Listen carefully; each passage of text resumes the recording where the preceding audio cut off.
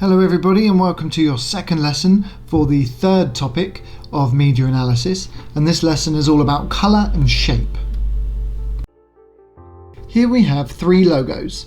Using your skills of analysis learnt in the last lesson, what can you tell me about the companies that would use these logos?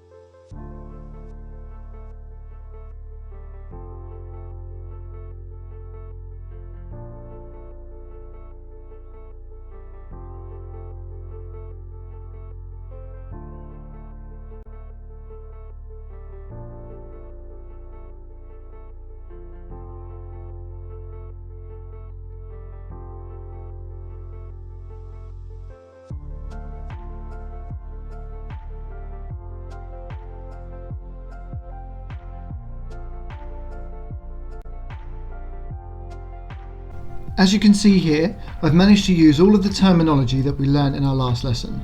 The concentric circles, or the circles within each other, on this first logo could signify the broadcasting of a signal. It denotes the radio, but might also signify a circular planet, giving connotations of it being a global, worldwide audience. In the middle logo, you can see an image that looks like an ice cream cone, but also on the top there's something that looks a bit like a cloud. Now the cloud shape could signify the ice cream as it is on top of the yellow cone, but it also carries strong connotations of lightness. So a cloud is very light and fluffy, and this could be in an attempt to make the product seem appealing, light in terms of texture or light in terms of calories. And in the third logo, you can see that it's green, which might signify nature and plants. It could denote that this company maybe has something to do with the environment. It's also a circle, which could signify endlessness, maybe connoting something like recycling. So here you can see how we've used the skills from last lesson, but we're specifically applying them to just the colour and the shape.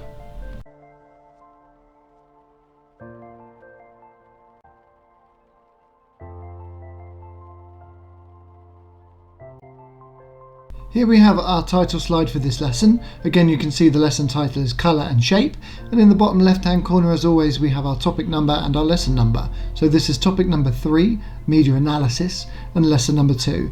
And our objective today is to learn and explore the meanings of colours, shapes and images.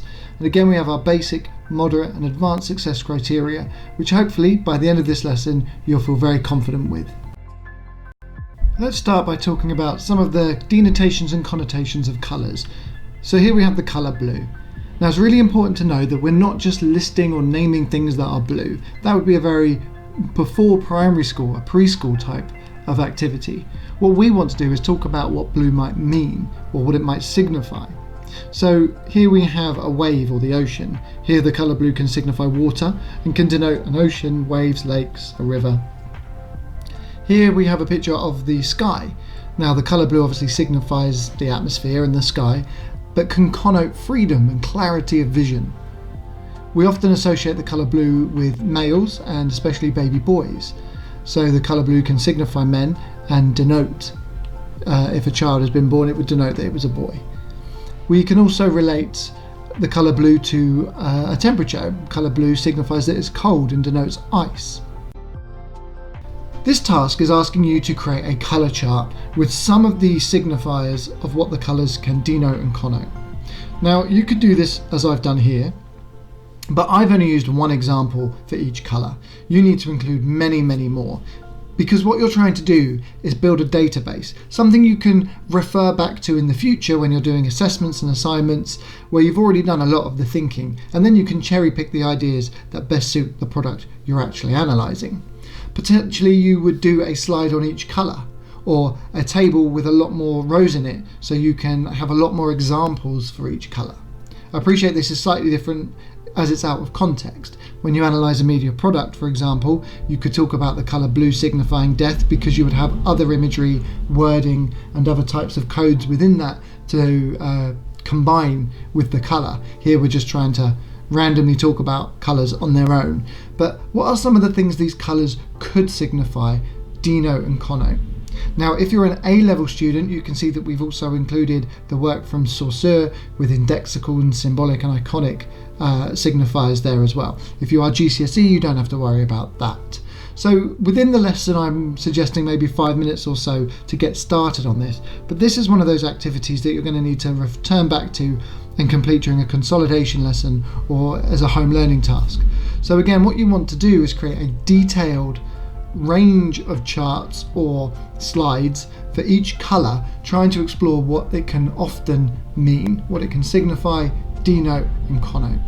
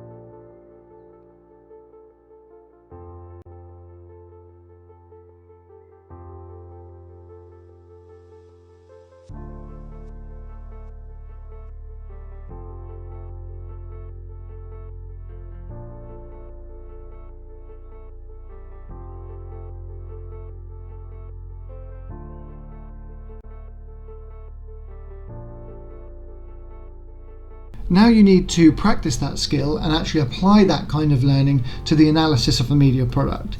Here we have a poster for the mobile game Kim Kardashian Hollywood. And what I want you to do is analyze it and look for what some of the use of colors might be trying to mean. So the key colours we might have here would be, say, the red carpet or her white dress. So what do you think the colours used within this poster are trying to signify? What do they denote? What do they connote? Now, of course, there are some colours in here that are largely irrelevant to the success of the poster as a form of advertising. The green leaves in the tree are pretty obvious, just to signify a tree. So maybe we'd be looking more at the silver, the white, the gold on top of some of the buildings, the black sports car, or the red carpet.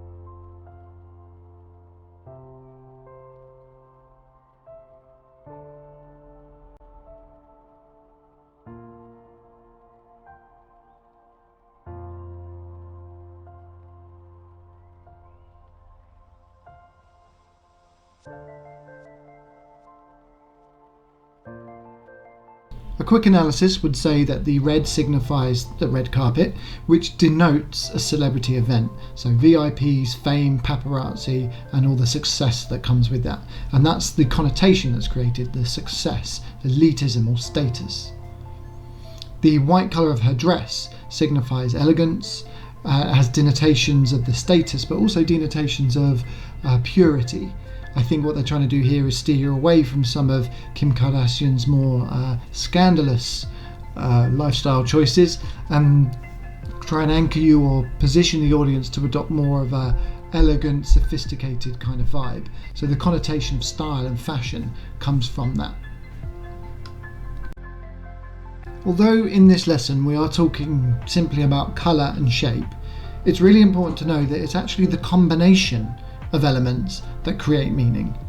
So, for example, if you look at these two print media products, we have a film poster for a horror film, Hatchet, and we have an advert for an iPhone 11 Pro. Now, basically, they look very similar. Both of these products use the same colour palette. They're using black and whites and silvers, but it's obvious to the audience which one's a horror and which one's an advert for a phone. So what we're saying is, if you want to analyse the colour, the black and the white, what we're going to say is they're trying to mean different things. What we could say is, in the Hatchet poster, the black is supposed to signify nighttime, as it denotes shadows and darkness, and therefore has connotations of fear, because we don't know what's in the dark. Anything could be there, it's dangerous, it's scary, something could come and get us. And that's kind of what the black is supposed to be signifying here. Whereas the black in the iPhone advert is more about still denoting darkness, but it's not necessarily signifying nighttime. It's more about technology, therefore endless possibilities.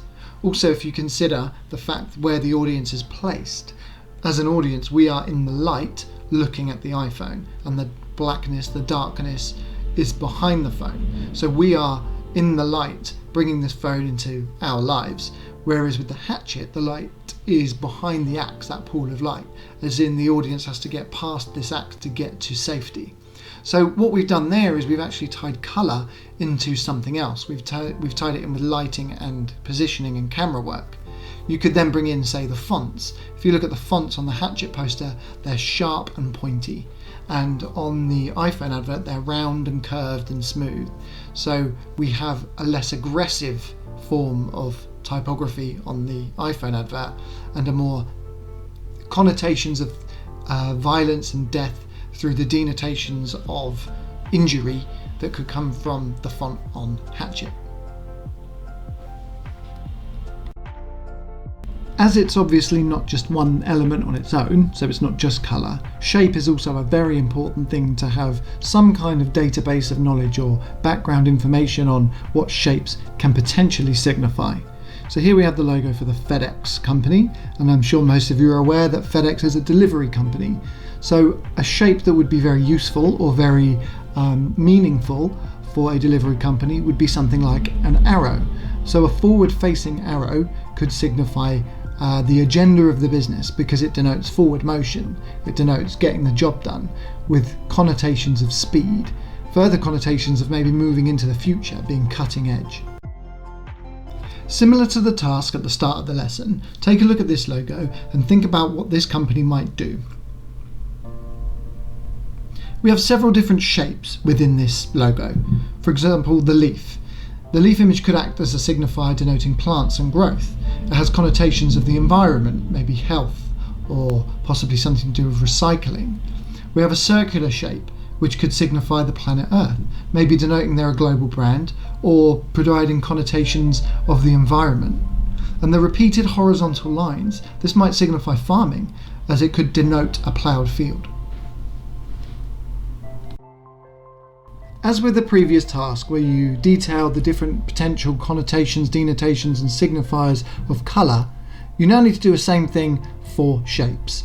Here we have a range of shapes, but again, don't forget you can include your own or change these to something that you feel is more relevant. And what you're trying to do is talk about what these icons, these shapes, these images might signify, and then again what they might denote and connote.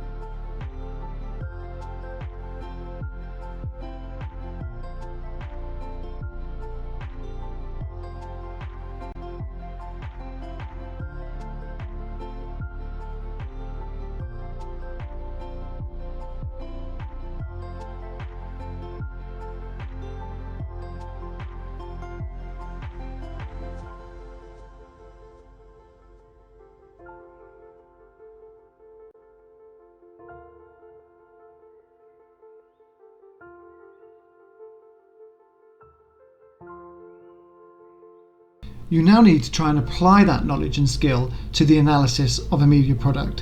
Again, here we have the Kim Kardashian Hollywood poster for the mobile game. Now this time, instead of talking about colour, we just want to talk about shape. So analyse this poster and discuss the use of shapes and imagery.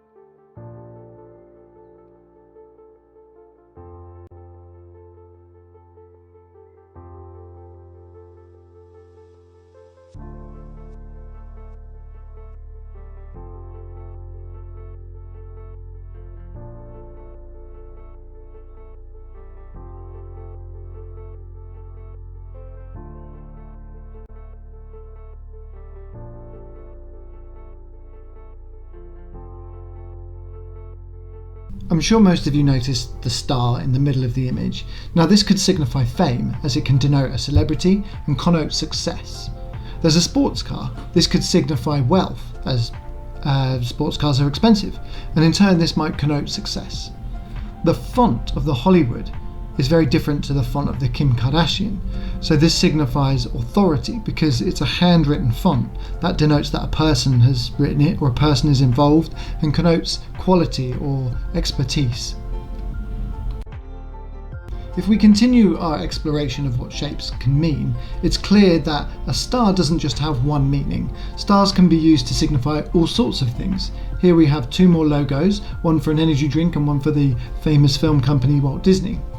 So they both use stars, but in very different ways. The rock star, for example, it's a yellow star, and that's linked to the wording rock star, and this could signify excellence. It denotes fame and connotes success. It also has further connotations of being that if you drink this, you will become successful. So this is all about a gold star being the best achievement. Whereas the glittery stars in the Disney logo are more about the magic of the universe, if you like. So they signify dreams and wishes. They denote the wonders of the universe and have connotations of magic, excitement, dreams coming true, that kind of thing. But here it's really important to remember that although we've been looking at colour and shape separately, it's the combination of elements and how they work together to create meaning that is really important.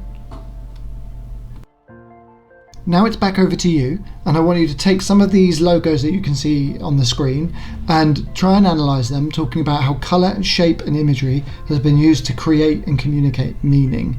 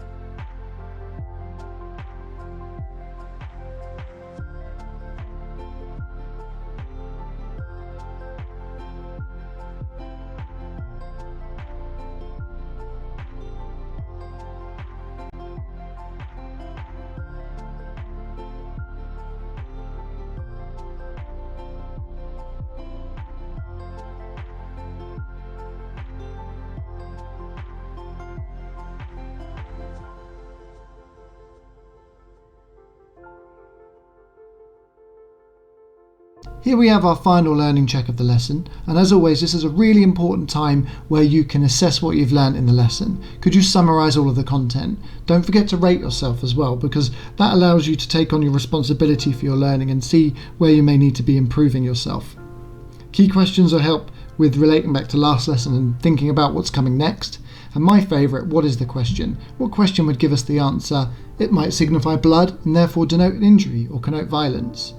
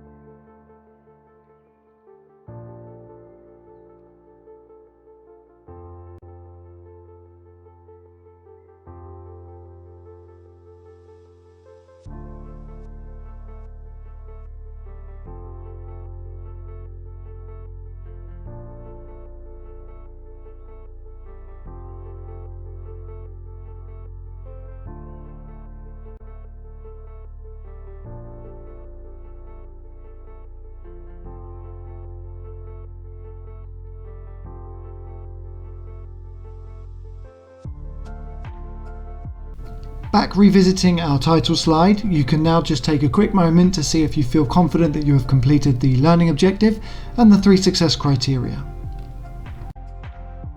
Here we have the specific terminology that was used within this lesson. Don't forget, the terminology in orange is just for A-level students.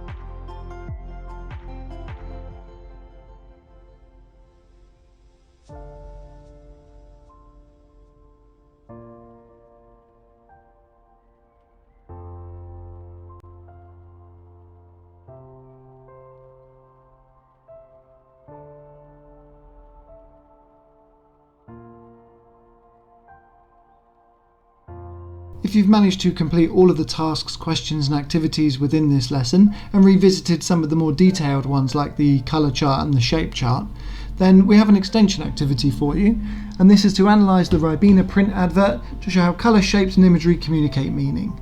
So don't forget, as we learned in our last lesson, to annotate the advert and make your notes on the signifiers that you think are relevant, and this can be done through a table, a chart, a annotated spider diagram or any other method you see fit.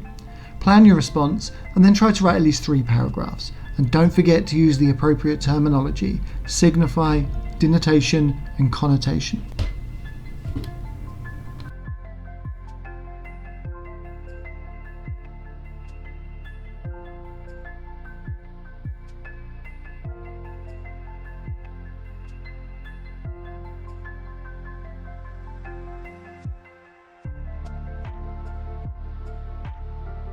And here we have some exam questions, or how the content of this lesson might appear on an exam. Doesn't matter what course you're doing in media, there will be some sort of analysis required of you for your coursework and for your exams. So these questions can help prepare you for that. So what does the combination of colours used signify to the audience, and why is this? You would therefore need some kind of media product to base that analysis on. You could find a magazine front cover, a film poster, an advert, you can even apply this to a film trailer. The colour red always signifies blood and therefore always connotes death and violence. To what extent do you agree with this statement? And to make it stand out is never an appropriate response. How can you discuss the use of colour, shape and imagery without using the phrase "to make it stand out"?